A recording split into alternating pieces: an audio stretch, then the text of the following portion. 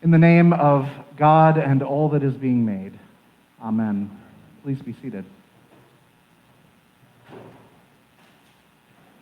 So this is another one of those weeks when the lectionary readings hit close to home again. Maybe even too close. As we hear the parable of the 10 bridesmaids, you're likely to hear a description that follows your own experience. There are 5 who are wise and 5 who are foolish, split right down the middle. No matter how you voted in Tuesday's election, you're likely to feel sort of the same way, that half the people were wise and half the people were foolish.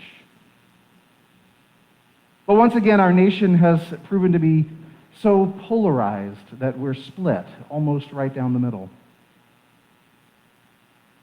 But the gospel reading for today doesn't stop speaking directly to us and to our experience there. The sort of punchline of the gospel this week is, keep awake, for you know neither the day nor the hour. Sounds like a lot like our experience watching election returns this week. Not just on Tuesday, but for days. We kept awake. But the biggest comparison, I would say, is not even so directly in the readings as it is in the response of the church that has been seeming to rise up out of this reading and those of the next few weeks through these last several years. There's been a movement in the church, and I think I've spoken about it here before, but there's been a movement about lengthening the season of Advent, where it has traditionally been 4 weeks, typically the bulk of the month of December. More and more people have been increasingly arguing that Advent should be 7 weeks, starting today. Now, don't tell Michael this, because he'll think that that means he can decorate for Christmas right now, but he cannot. But I have studied this issue. I haven't studied this issue in great detail, but I have thought about it, and from what I've read and from what I've heard, I have not fully embraced this idea yet. Because the biggest justification that I've heard from its proponents is that Advent should more closely mirror the season of Lent.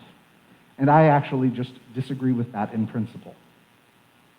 Advent and Lent are both seasons of preparation, but the spirit and the tone of that preparation is very different in each of them. If it's about elevating the season of Advent, then I'm more likely to be convinced. But the argument that has made the most sense to me is that the lessons of the lectionary at this point in our cycle of readings start pointing us in the direction of more intentional preparation. Keep awake. Be prepared. The one whom we serve and for whom we wait is coming. That is a very Advent message. A message that points us toward what's coming. And that's where I really see a deep connection between our own experience as it came to a head this week with the experience described in this parable. This week was a week of waiting. Whatever any of us feel about the results, at least we all understand the waiting. At least that's an experience that we all can share. Something that brings us together. And as Christians, we are also united by the experience of awaiting better times. Times when the wisdom of Christ will reign. Times when the justice of God will overcome the powers that seek to trample it. And it's not just about waiting, but about preparing. The old gospel hymn says, "Keep your lamps trimmed and burning. The time is drawing nigh." Those who were foolish in the parable weren't foolish because they failed to wait. They were foolish because they failed to prepare. The wise ones were the ones who used their time wisely. They waited, but while they waited, they prepared for a future that was expected and yet unseen.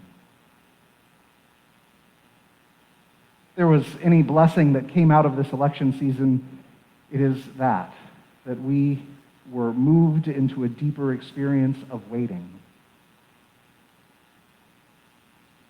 Same is true of this pandemic. We are waiting for better days. Days when we can sing again. Days when we can hug again. Days when there aren't layers of distance and fabric standing between us. Because in Christian faith, we know that better days are coming. But we mustn't just wait. We must prepare. That's the message of Advent. And even though we're not officially observing it yet, we're living its truth right now. And we keep living it all the time. There is always more goodness over the horizon, around the next turn, just in front of us. There are always more opportunities for justice, blessing, and hope. That's why we keep coming back to Advent year after year, because we need to be reminded that the journey isn't over yet. God still has work to do in us and through us. And while we wait, we prepare. And while God waits for us on the salvation side of history, God is preparing us too. Amen. Amen.